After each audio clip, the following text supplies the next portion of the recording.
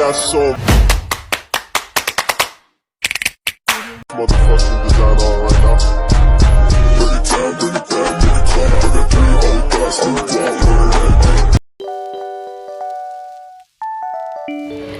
Novel yang berjudul Habis Gelap Terbitlah Terang merupakan salah satu novel angkatan Balai Pustaka. Raden Ajeng Kartini lahir di Jepara 21 April 1879. Beliau merupakan putri dari Raden Mas Adipati Sastrodiningrat yang merupakan Bupati Jepara pada saat itu, dan beliau juga cucu dari Bupati Demak Condrodiningrat. Sejak kecil, Raden Ajeng Kartini selalu memperhatikan kenapa perempuan tidak ada yang bersekolah seperti layaknya para pria.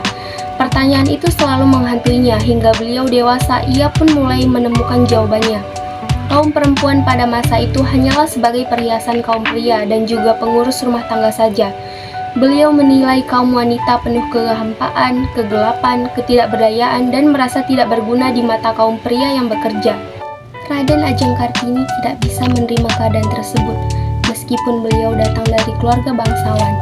Keluarga bangsawan tidak ada artinya bagi penderitaan yang dirasakan oleh kaum perempuan. Di mata Raden Ajeng Kartini, setiap manusia memiliki derajat yang sama. Raden Ajeng Kartini juga sering turun untuk berbaur dengan masyarakat yang bercita-cita ingin mengubah kehidupan yang lebih baik dan meningkatkan derajatnya.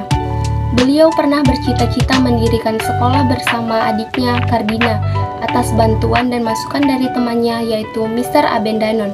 Namun semua impian itu sia-sia karena pada tahun 1902 adiknya dipingit dan hal itu tentunya membuat pilu hati Raden Ajeng Kartini.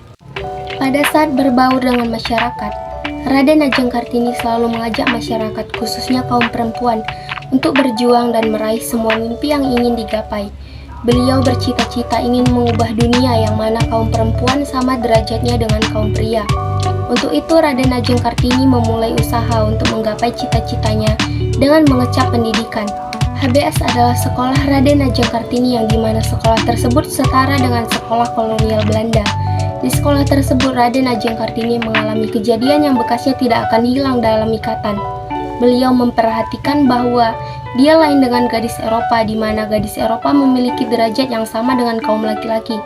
Sedangkan ia gadis Jawa yang terpaku pada adat dan hanya bisa menurut pada peraturan yang ada. Di adat mereka, anak perempuan harus menunggu pingitan dari seorang pria yang tidak dikenalinya. Itulah alasan mengapa Kartini ingin mengubah sejarah di mana perempuan sebanding dengan derajat kaum pria. Saudara laki-lakinya yang bernama Sastro Kartono sering mendengar cita-cita Kartini dengan penuh perhatian. Atas sikap saudaranya, Kartini merasa hatinya kembali riang. Hingga akhirnya Kartini berjumpa dengan seorang duda yang sudah memiliki anak.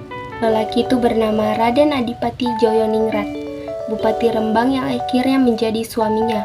Kartini merasa pernikahannya dengan Raden Adipati Joyoningrat dapat membantu menggapai cita-citanya, merubah derajat kaum wanita.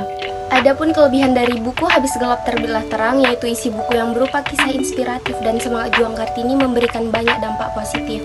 Adapun kekurangan dari buku Habis Gelap Terbitlah Terang yaitu kata-kata yang cukup sulit dipahami secara luas oleh pembaca sebab bahasa yang digunakan cukup kuno.